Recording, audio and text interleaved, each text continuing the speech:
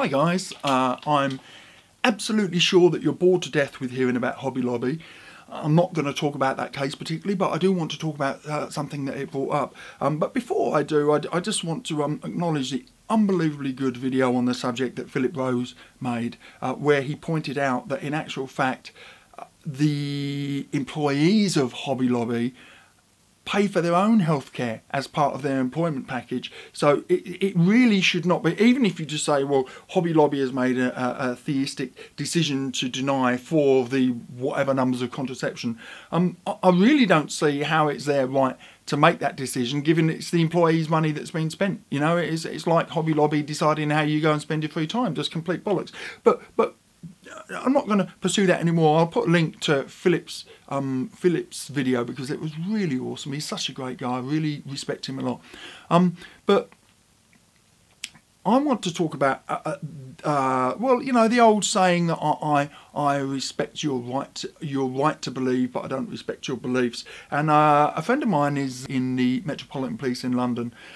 And 2 things have happened recently which really concern me. One is that the Muslim fasting festival of Ramadan was on, and they were, I don't know if it went out to everybody, but it certainly went out to some of the seniors, that the staff had to respect the Muslim members of the police force by not eating around them, because they were all going to be really hungry because they're fucking starving themselves. And I think this is complete fucking bollocks. Sorry to swear, guys, but it really angers me because I completely respect your right to go off and be a Muslim. I think you're an idiot, but that's your right to be an idiot.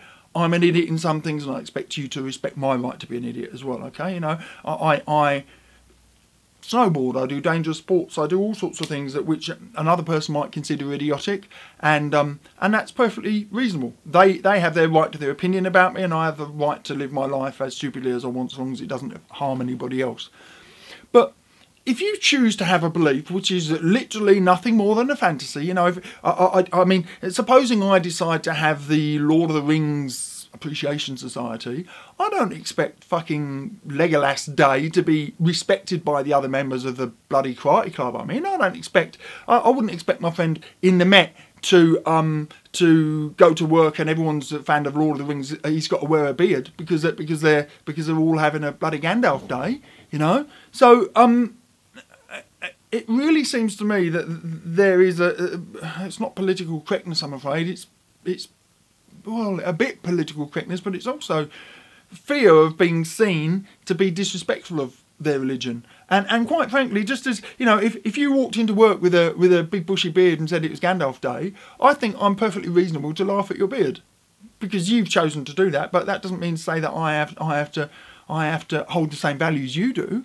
So, you know, going back to the Hobby Lobby thing, I mean, you know, the issue there was one of forcing the employees to share the same religious values, and now you know, it's kind of almost gone unmentioned because it's just a policy that's just got passed around kind of underneath the radar in the Metropolitan Police in London. But this is an even worse imposition, I think, because you're not only being told that you have to respect somebody else's beliefs rather than their right to believe, but you're even being told to participate in them, because essentially what you're being told is that you have to have a mini fast whenever you're around somebody who's Muslim now.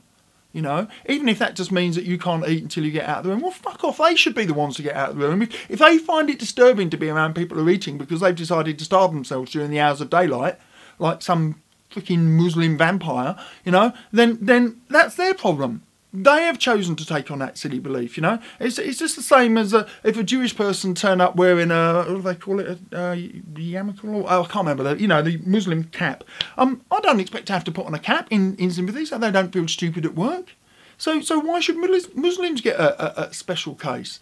Anyway, again, just a bit of a rant, guys, but I think it's a really important one because it's such a wide-ranging. Well, it's an instruction that has such massive implications, and it, you know, I agree the Metropolitan Police should be absolutely respectful of people's disrespectful of people, regardless of their beliefs. When they're policing, they should be completely blind to religion, should be completely blind to race, you know. But that doesn't mean to say that they should, you know, go up and start praying to Mecca each time they go and speak to a Muslim. That would be ridiculous. So there you go. Anyway, be interested to hear your opinions as always, guys. You take care. Hey guys, thanks for watching. Hope you enjoyed the video. If you did, please take the time to rate and comment, and it would mean a lot to me if you would subscribe. Thank you.